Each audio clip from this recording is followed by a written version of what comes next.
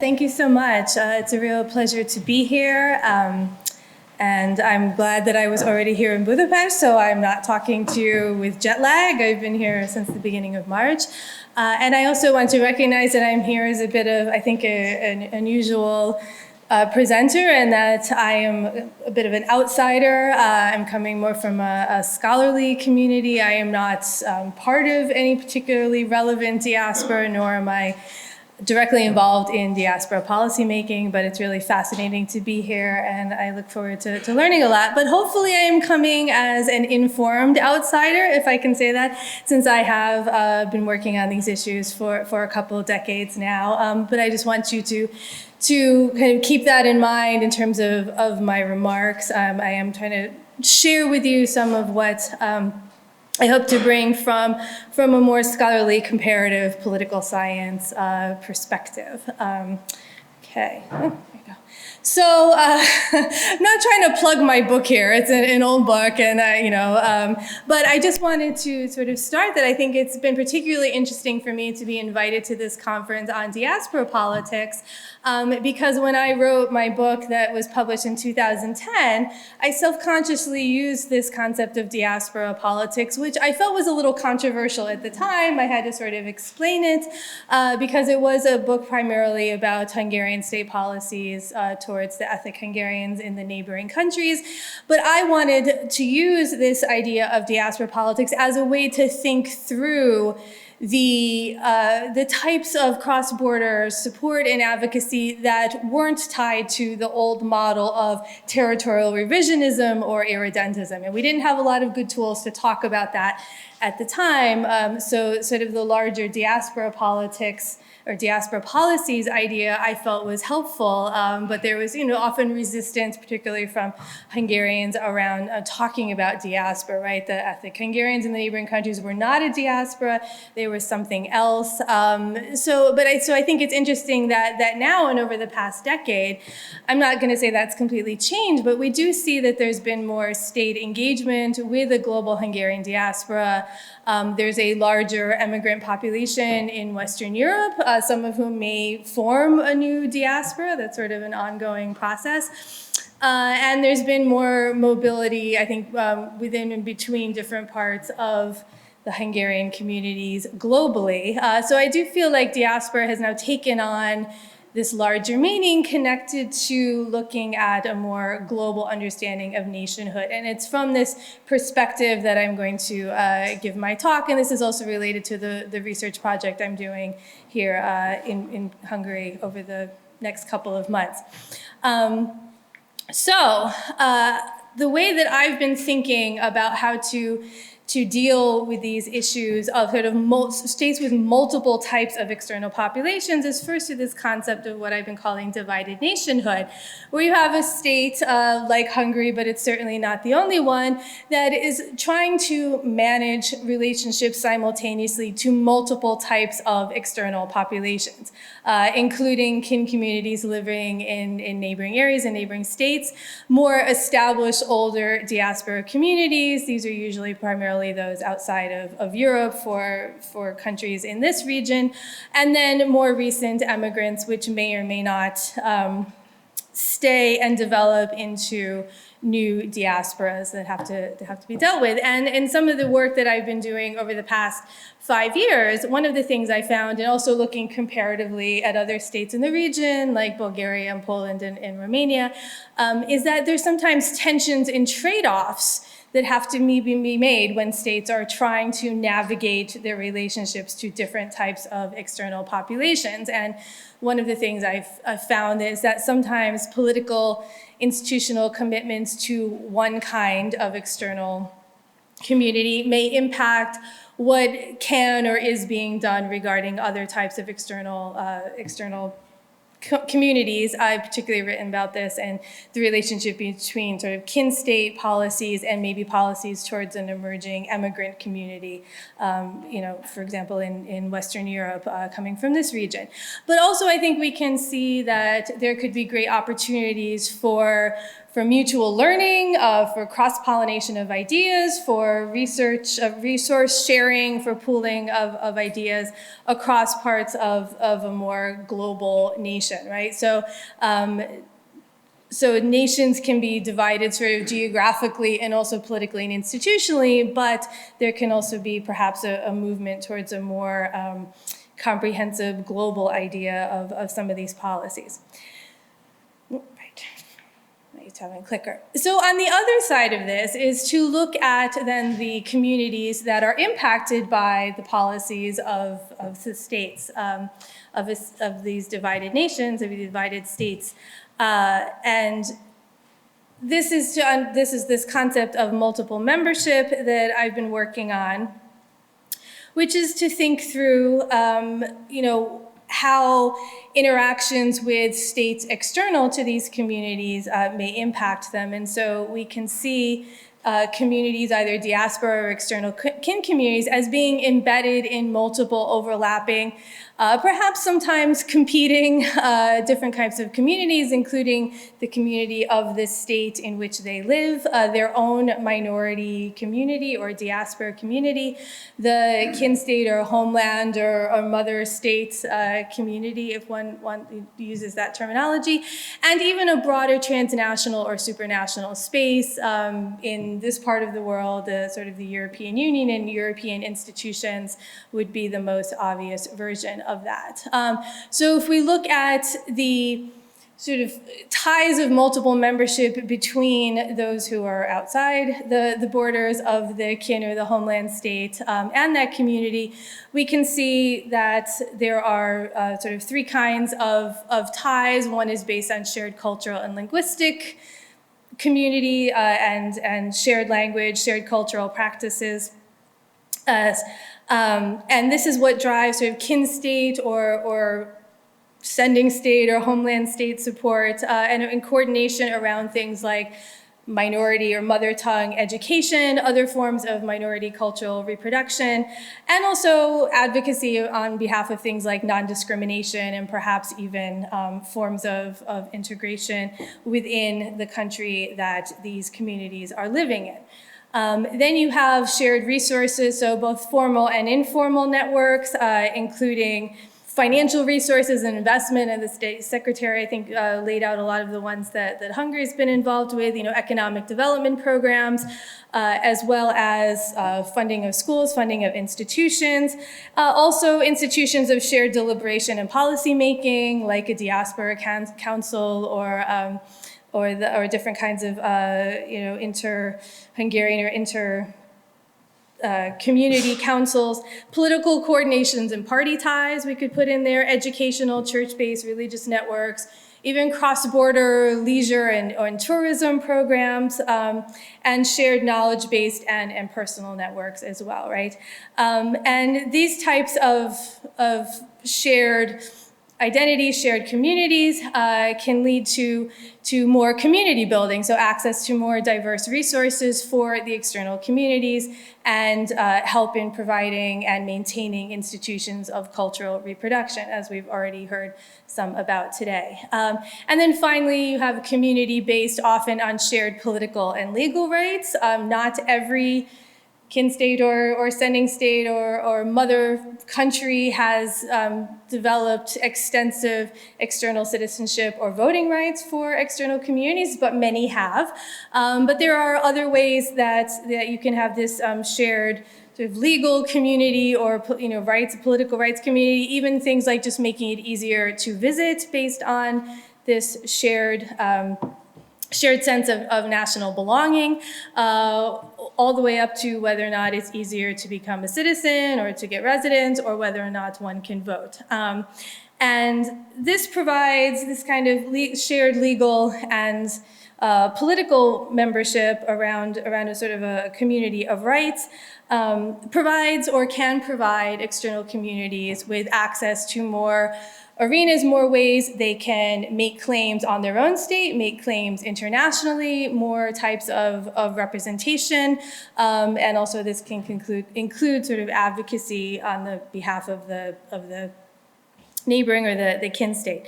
So I just wanted to kind of put this out conceptually, because this is how I'm sort of trying to work through these different very complex relations that we've been hearing described earlier today, and to then just give you a sense of some of the policy implications for Hungarian sort of kin state and diaspora policy, and particularly trying to look at these things in relationship to each other and through this lens of both divided nationhood and multiple membership, right? So how can policies be crafted that different types of external communities can reap the benefits of multiple membership, right? But this is not necessarily an easy thing to balance in terms of policy.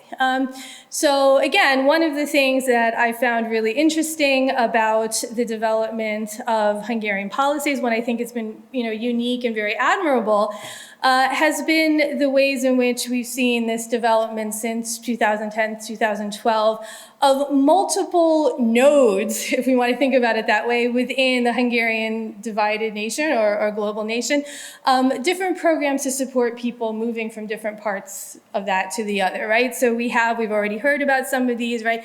A version of a birthright program called Reconnect Hungary, but other combinations as well, right? A diaspora scholarship to bring non-European members of the Hungarian diaspora to study in Hungary, things like the Mikes Kelemen program, so sending people from Hungary to the diaspora and to neighboring regions to engage in cultural programs. The Körösi Csoma Sándor program, which brings Hungarian students to different parts of both to different parts of the diaspora.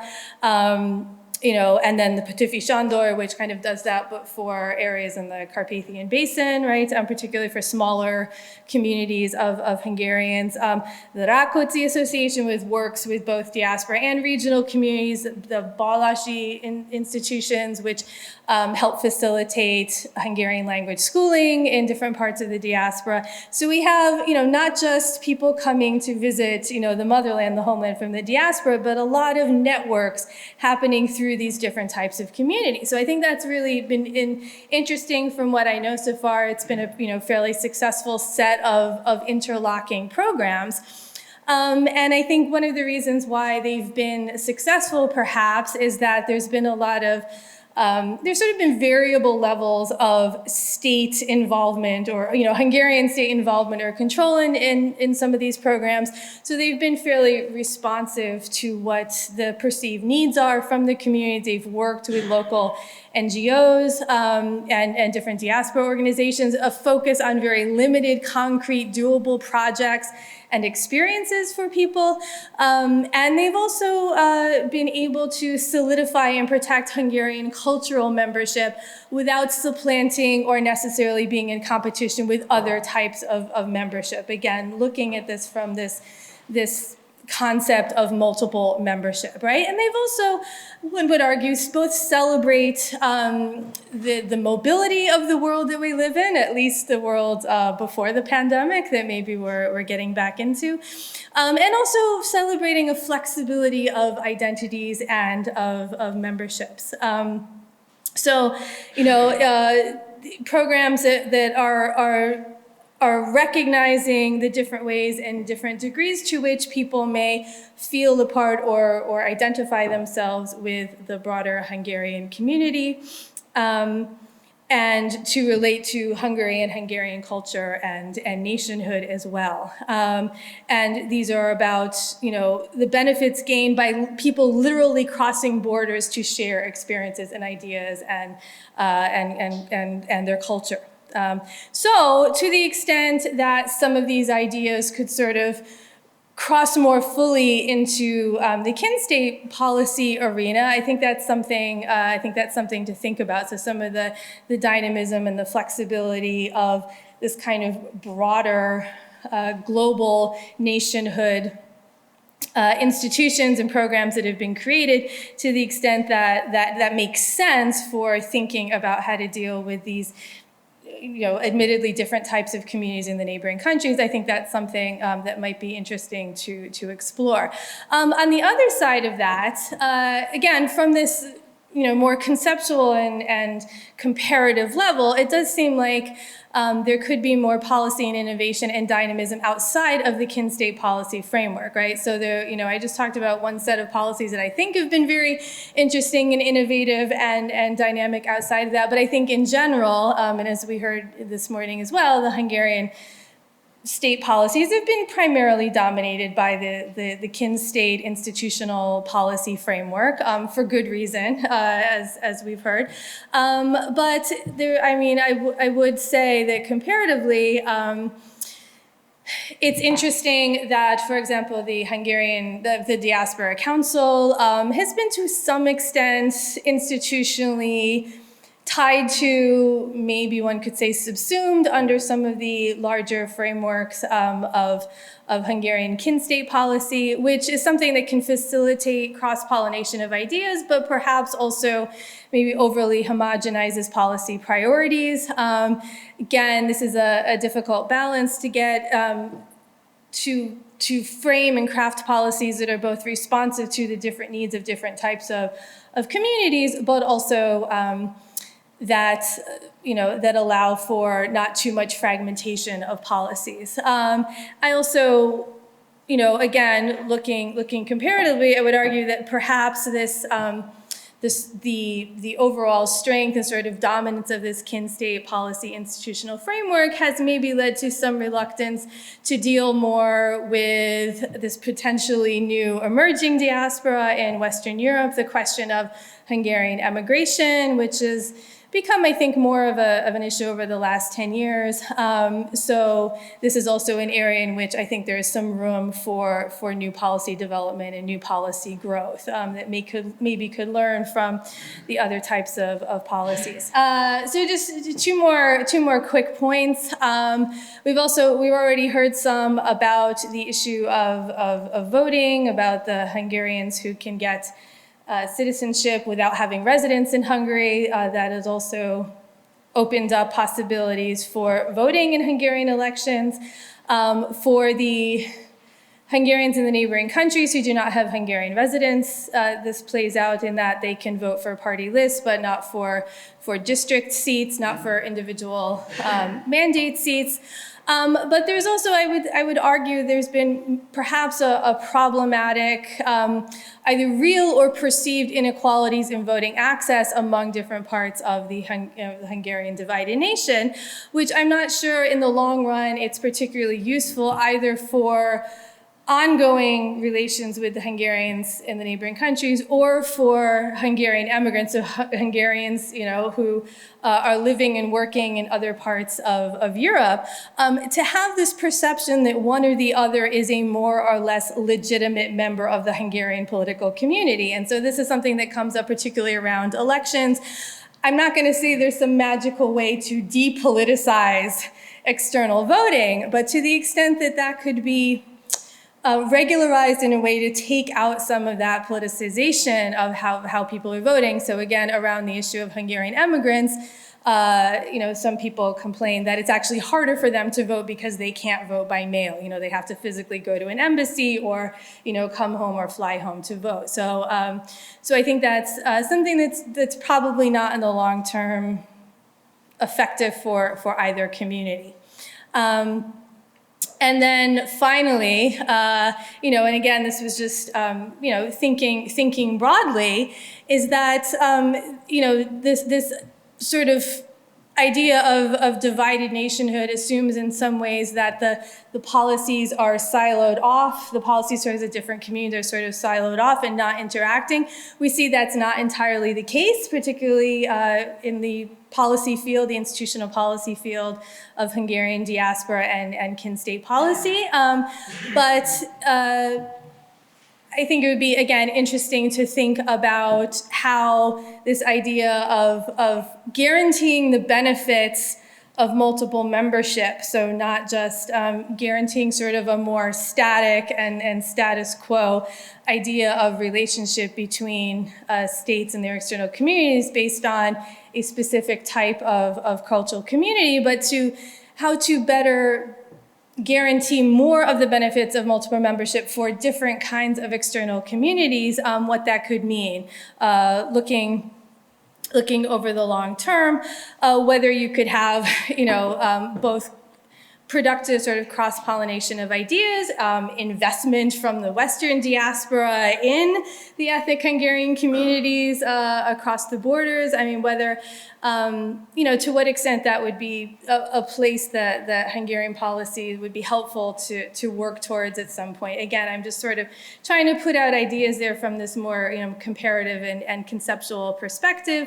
And again, I think for many people in this room, there's an ongoing challenge between how to fully represent and support the projects of different communities in different places, right? Even parts of the, again, we can't assume that ethnic Hungarians in Slovakia are going to want or need the same things as ethnic Hungarians in Romania. We're not going to assume that, Hungarian diaspora members in the United States need or want the same things as Hungarian diaspora members in South America, et cetera.